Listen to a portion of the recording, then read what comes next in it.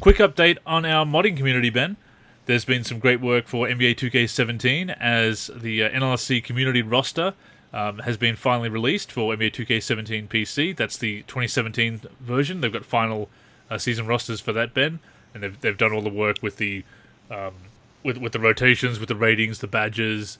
A lot of work has gone into that to really get the best gameplay experience possible. 27 season is out now. The 2018 version with the off-season trades and signings, and obviously this year's rookie crop, that's still being worked on. I believe that's coming out very soon, depending on when this goes up on the YouTube channel. I suppose that you might already be out, but I don't think it's imminent at this stage. It is still being worked on, though. Obviously, a huge project. The off-season rosters, I can attest from personal experience, Ben, that those off-season rosters take a long time to do.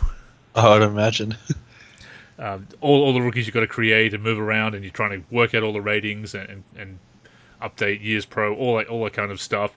So, and they've obviously put in some great work already with the 2017 version. You can check out the release thread in the releases and previews section, all the information of where to go on 2K Share to get that, and also the extra files for faces and everything as well. So check that out. And if you're on PS4, you can also get updated off-season rosters.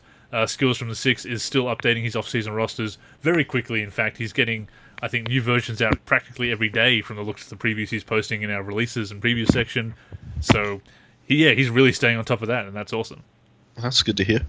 And if you're playing NBA 2K14 and NBA 2K13 on PC, one or two, or both of them, I suppose, Skoadam and Slim44 and Pat the Head have been working hard on various retro and current roster updates. The new versions of UR Basketball, URB, that is out as well, with the updated off-season transactions, doing a lot of other cool stuff as well, and retro season mods, just like the Ultimate Base roster for 2K14 and 2K12.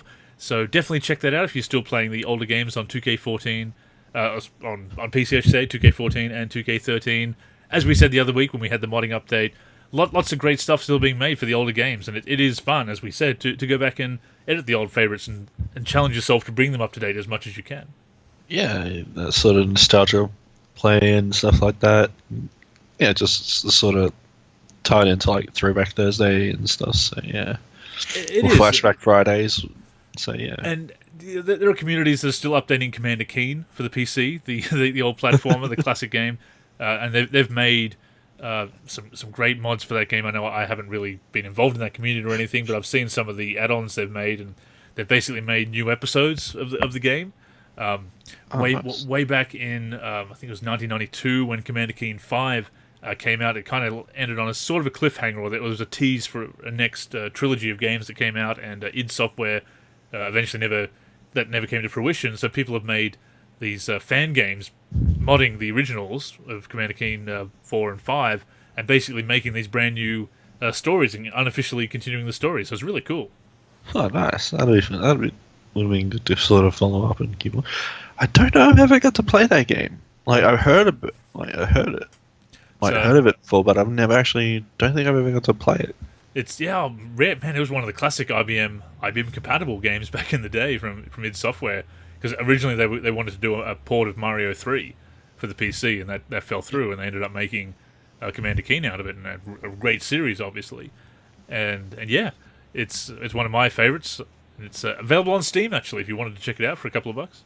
Okay. So, and I believe the mods are all compatible with that Steam version. It's because it just uses DOSBox to emulate DOS for it. So Okay. yeah, they even did. There's even been a remake of Keen Dreams, the spin-off game. That's there's like a HD version, or as much as it can be a HD version, but certainly kind of remastered a little bit.